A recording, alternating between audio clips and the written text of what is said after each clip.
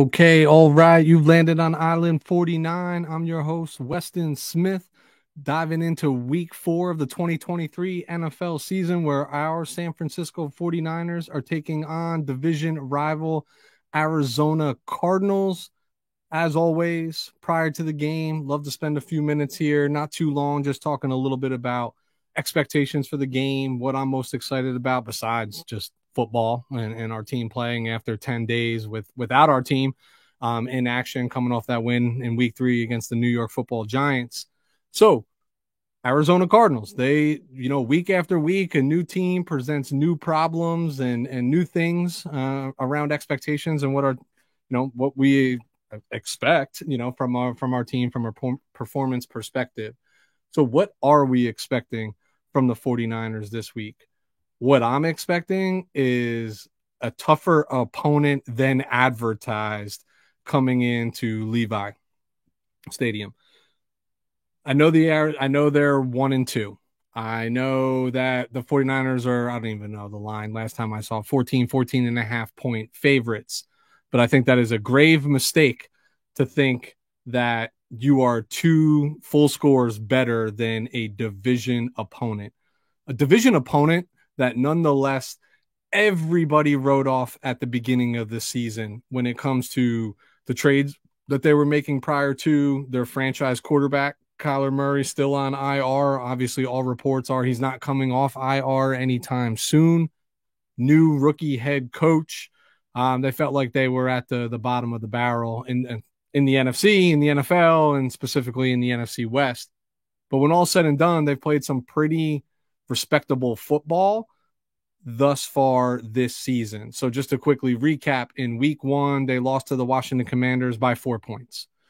Week 2, they held a significant lead against the New York Football Giants and then just lost steam, ended up losing by 3 points.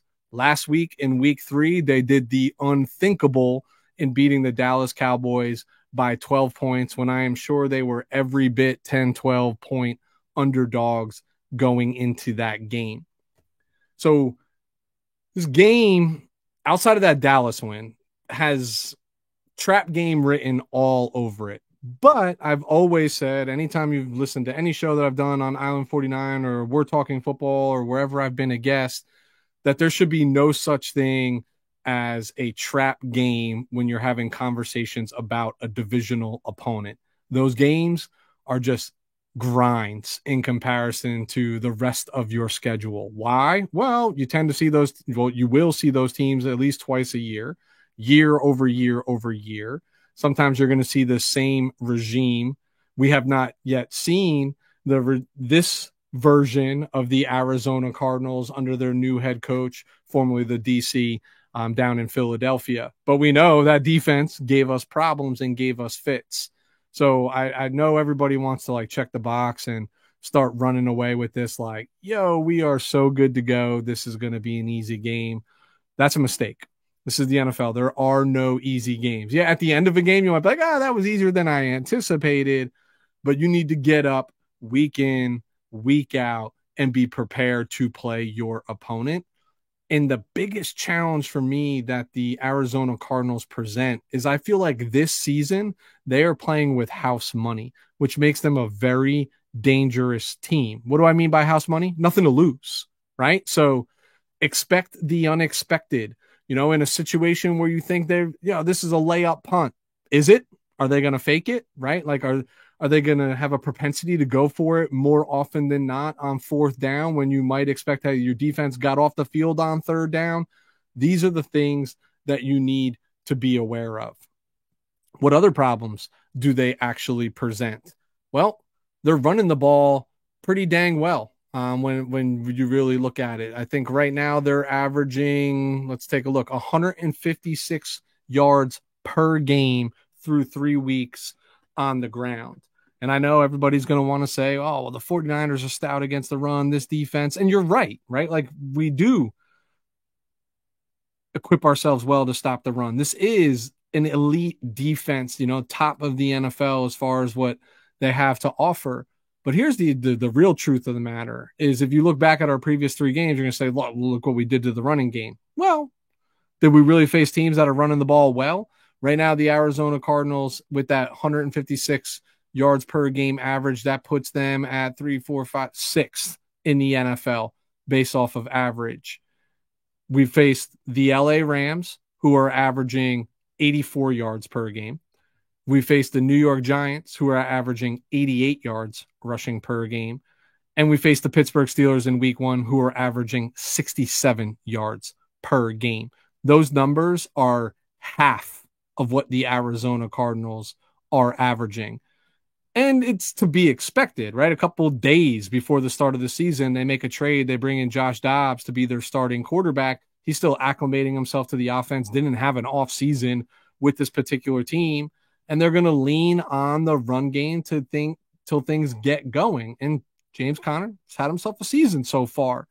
He's an often slept on running back. I would caution the 49ers to not make that mistake. I think it was 2 years ago where we had the Cardinals and they were minus Kyler Murray, right? They were minus Chase Edmonds. They were minus literally like every weapon. And Colt McCoy trots in as their starting quarterback, James Conner as their only running back, and they whooped us in that particular game. So let's not make that same mistake. You've had 10 days to prepare for this particular game. And I know it's hard to overlook what's coming next, right? With the Dallas Cowboys. Definitely a game that's been circled on everyone's calendar, but it is a grave mistake to overlook any opponent prior to. Week at a time. That is the NFL. Like, look at the power rankings and who's the best team in the NFL and all the talking heads and pundits talking about it. And it literally the sentiment changes from week to week, right? Like, people are talking about the 49ers or the Dolphins being the top teams in the NFL. All it takes is one loss, and all of a sudden you're not even mentioned in that same breath. And we're back to talking about the Kansas City Chiefs or the Buffalo Bills and the Philadelphia Eagles. But the truth remains, there's only 3 undefeated teams left in the league right now. Philadelphia Eagles, the Miami Dolphins, and the San Francisco 49ers. I would love to be heading to into the game with Dallas 4-0 and one of those remaining undefeated teams. So, big opportunity here and a tall order for this defense. Got to stop the run. If you are going to lose this game to the Arizona Cardinals, which I don't think they will, I want to be very candid about that. I do expect the 49ers to win. I just think it's not going to be by 14.5 points. I think this game will be far closer than that. But if you find a way to lose this game, it better be by Josh Dobbs beating you, which presents a whole different set of problems and conversations for post game. But you know what this team is trying to do coming in here. They want to establish the run. 49ers have put up 30 points a game so far in all 3 games. They're going to want to keep that offense off the field, control the clock. They want to play bully ball. They want to do what the 49ers have been doing to every team in this division under Kyle Shanahan, control the clock, run the football, set up big opportunities in the pass game. Other things you got to be mindful of is the pass game that they're going to call, right? So D-Hop's not there. Obviously, Fitzgerald's long retired, so you're talking about Hollywood Brown, Rondale Moore, and some other folks there. Those are explosive guys, especially Rondale Moore, right? So we talk about how the 49ers, right? Like, we always talk about air yards and things of that, yak, et cetera. What Debo's capable of, what CMC's capable of, Ayuk with the ball in his hand, et cetera. Rondale Moore is one of those guys, right? Like, he's just an explosive guy. He's strong with the ball in his hand. He's fast. You get that guy in space, he's going to present problems. So we need to be physical up front. We need to put the ball into Josh Dobbs' hands, and then we need to be able to pin our ears back and go hunt, right? D-line needs to eat and feast when those 3rd and long opportunities arise if you're able to stop the run. So that's my 2 cents on the recipe to beating the Arizona Cardinals. What I'm mindful of from the San Francisco 49ers perspective is, are we seeing a little bit of that snake bitten luck around injuries, right? Like, I know we're getting Ayuk back. That's a collarbone. That only takes one random fall. I don't care how good his week of practice was. Need to be cautious of that.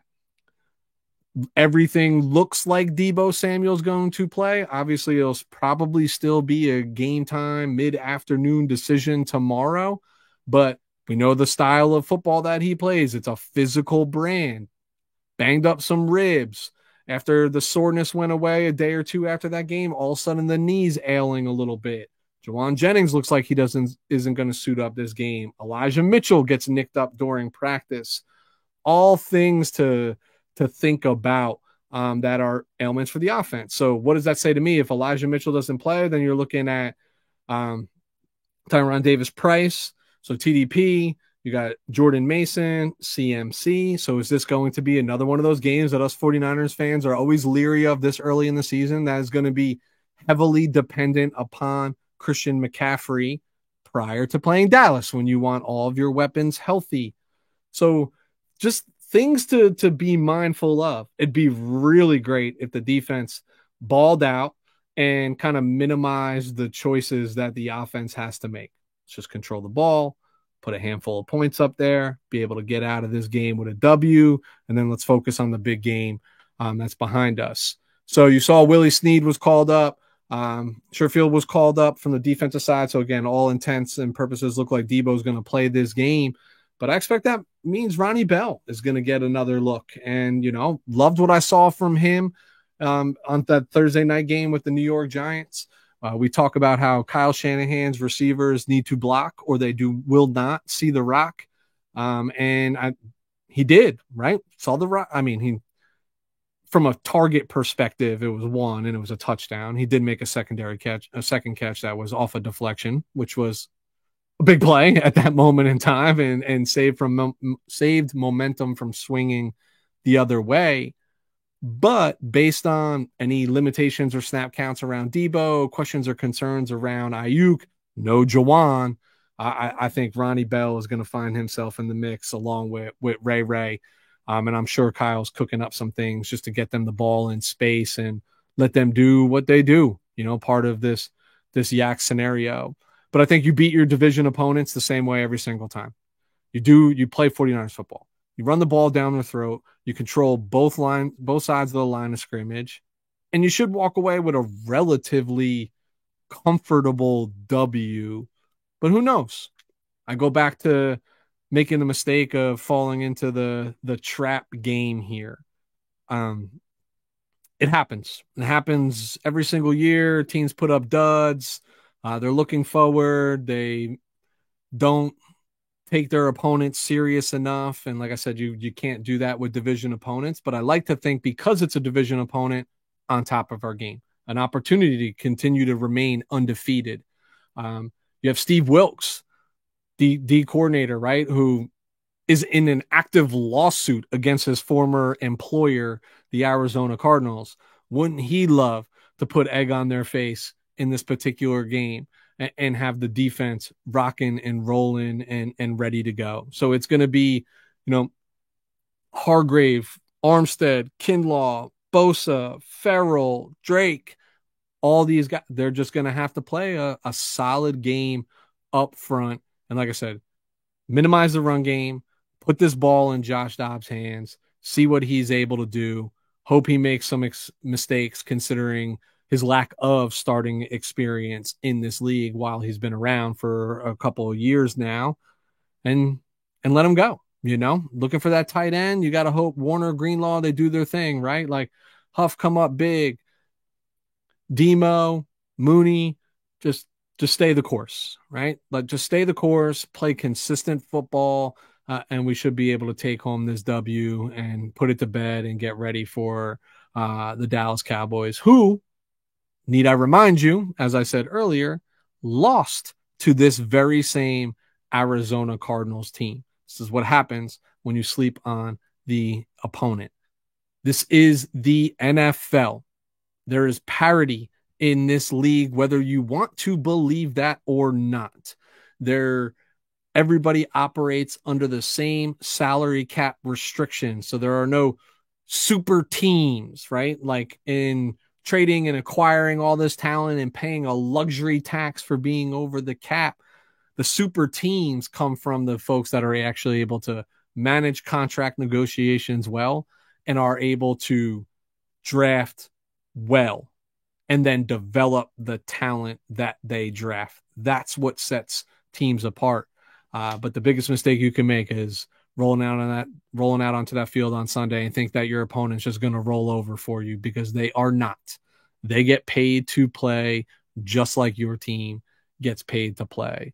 So I'm excited. I want to hear, from you guys and gals, whether it's during this live show. I know, there's a lot of us content creators on the night before throwing things out there. I'm on the East Coast. This is probably not the most ideal time for me to be going, because all your West Coast talent is probably priming up their channels, etc. But love to hear from you on your thoughts as to, things to look forward to in this game, things that might concern you about the opponent, things that might concern you about our own team. But at the end of the day, we are, 12, 16, 18, a little bit more than 18 hours at this point away from kickoff. And I don't know about y'all, but Saturday night for me is just, it's like Christmas Eve. Like, I get just really anxious. I'm really excited about the game. We're all so passionate about this team, and for better or for worse, but it's something that I certainly can't hide. And it's why I even do this show. Whether you're listening or not, it's probably more for me than it is for anybody else, just to get these thoughts out there. And but I'd love to communicate with you all about it. So if I had to put a score out there, I'd say 24-17 49ers, right? Division games are a little bit muddy. 30 games week over 30 points week over week. That's a tall order when it really comes down to it. So like if you think about, points per game, 49ers averaging 30 on the dot. There's only two teams averaging more. Miami Dolphins, which is skewed by a 70-point output, and the Buffalo Bills, which are averaging 0.3 points more per game. So that's a tall order to do that consistently. And as I mentioned, division games, they just tend to be a little stickier, a little bit more murky. Just anytime I play a division opponent, I'm not necessarily, while I'm worried about what the performance looks like, the end game is always just get out of that game with a W. The league is literally built on, you have to win your division. You want to see light after the season, after the regular season, win your division, control your destiny. And this is a controllable game in front of them, so long as they are up for the challenge and ready to play, right? And not sleeping on the opponent. So that's it. That's my take on it. Just a little bit about this. Please, like, subscribe, follow along. I know I don't want to say misinformation, might be a little bit confusing. When I'm standing up here alone, or if I have guests relative to the 49ers, this is the Island 49 podcast, but it is brought to you by the We're Talking Football podcast, which I do with a colleague, my buddy Lou, who's obviously a Chargers fan. But this is kind of the branch off of that. We go far enough one day, yeah, sure, Island 49 is going to have its own YouTube channel, and it'll be a little bit easier to follow along for you 49er fans who are not clicking on a link like, what's this? We're Talking Football. But just to reiterate, this is Island 49. I am your host, Weston Smith. I fully expect the 49ers to take care of business tomorrow. That being said, listen to the video, hit the like, hit the subscribe, sign up for the notifications. And if you don't do any of that, leave a comment. Want to hear from you. What do you want to talk about on this show? So far, I'm just doing a couple minutes. The night before the games on the calendar. In the offseason, I have plenty of guests. We'll have more, etc. But appreciate you tuning in. That wraps us up for this evening. Go Niners.